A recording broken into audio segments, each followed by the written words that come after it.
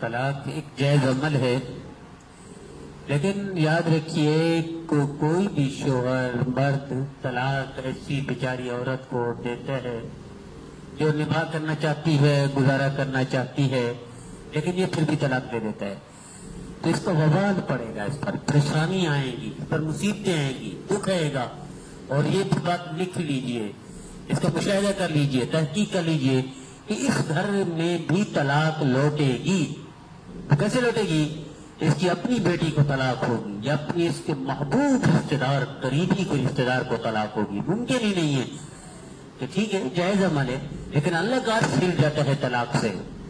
تو آپ کسی بندے کو، اللہ کی مخلوق ہے نا، الخلق یاد اللہ، وہ عورت جو آپ کی بیوی ہے وہ اللہ کی مخلوق ہے. اللہ کی مخلوق کو آپ تکلیف پہنچائیں اور آپ کو تکلیف نہ ہو، دکھ نہ ہو، یہ ممکن ہی نہیں ہے. تو یہ طلاق بھی لوٹے گی آپ کے گھر پہ، اور پریشانیاں بھی آئیں گی، مصیبتیں بھی آئیں گی. میں اس کو جانتا ہوں، اس نے طلاق میں صرف کردار ادا کیا، طلاق میں کردار ادا کیا. 2 طلاقوں میں ہو گئی، 2 طلاقوں کو وہ رشتے دار تھی، دور کی رشتے دار تھی. اب ہوا کیا، اس کی اپنی بیٹیوں کو 2 کو طلاق ہوئی، کیونکہ 2 میں کردار ادا کیا تھا. اسی طرح شخص کو جانتا ہوں جس نے ایک اپنی بیوی کو جو کہ فرما بردار تھی، نیک تھی، پردہ دار تھی، اس کو طلاق دی. تو ہوا کیا، پھر اس نے دوسری شادی کی. اس نے وہ نچایا، اس کو وہ کام کیا، وہ پریشان کیا کہ اس کو یوں سمجھے پٹائی بھی کرتی تھی اور سارے خرچے بھی اس سے ہاتھ سے کرواتی تھی، یہاں تک کہ اس کو چھوڑنا پڑ گیا. ابھی جو پہلی تھی اس کو طلاق دی تھی، اس میں سے ایک بیٹی تھی، جب وہ جوان ہوئی اس کی شادی کی تو وہ طلاق یافتہ ہو کر واپس ہوگی، دوسری شخص میں شادی کی، پھر بھی لڑکی کسی جگہ شادی کی، پھر بھی طلاق ہوئی. اب یہ تسلیم کرتا ہے وہ جو میں نے طلاق دی تھی یہ اسی کا مجھ پر وبال ہے اور مجھ پر پریشانی ہے. آج میں بیٹی کسی کو دینا بھی چاہتا ہوں تو کوئی لینے کے لیے تیار نہیں، کیونکہ 3 طلاقیں ہو چکی ہیں اور طلاق لوٹی میرے عمل کی وجہ سے، میری بد عملی کی وجہ سے. تو ممکن ہی نہیں ہے اللہ کے رسول کے، اللہ کے بندے کو، نبی کریم صلی اللہ علیہ وسلم کی امتی کو آپ تکلیف پہنچائیں اور آپ کو تکلیف نہ پہنچے، ممکن ہی نہیں ہے.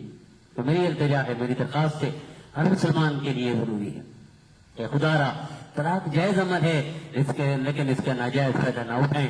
اس طرح بھی تو ہو سکتا ہے، نبی کریم صلی اللہ علیہ وسلم ایک اہلیہ کو، ام المؤمنین کو طلاق دینا چاہتے تھے، لیکن سرکار صلی اللہ علیہ وسلم نے امت کو دکھا دیا، موت تک طلاق نہ دی، گزارا کیا.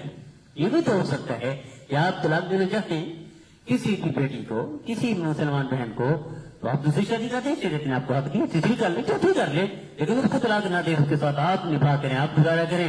اس لیے نبی صلی اللہ علیہ وسلم نے ارشاد فرمایا کہ جنت میں اکثر لوگ وہ ہوں گے جن کے اخلاق اچھے ہیں، اور سب سے اچھا اخلاق والا وہی ہے جو اپنی بیوی کے ساتھ پیار محبت سے پیش آئے اور اس کی تکلیفوں کو برداشت کرے، اس سے محبت کرے اور اس کی لاڈ مانے، اور یعنی اس سے اخلاق کا مظاہرہ کرے، تو وہ جنتی ہوگا.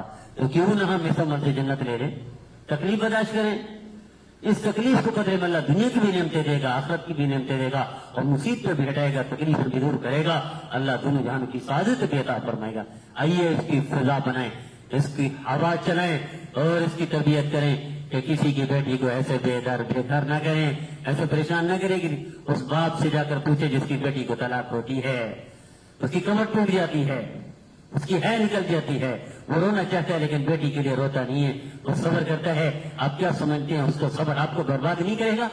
ممکن ہی نہیں ہے، ممکن ہی نہیں ہے آپ پر وبال پریشانی نہ آئے. تو خدا را اس طلاق کے اس کو ختم کریں، نبھا کریں، گزارا کریں، برداشت کریں.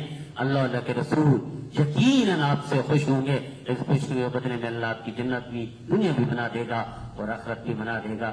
تو اس لیے یہ فضا بنانے کی ضرورت ہے کہ کسی کی بیٹی کو ایسے ناجائز طلاق نہ دیں.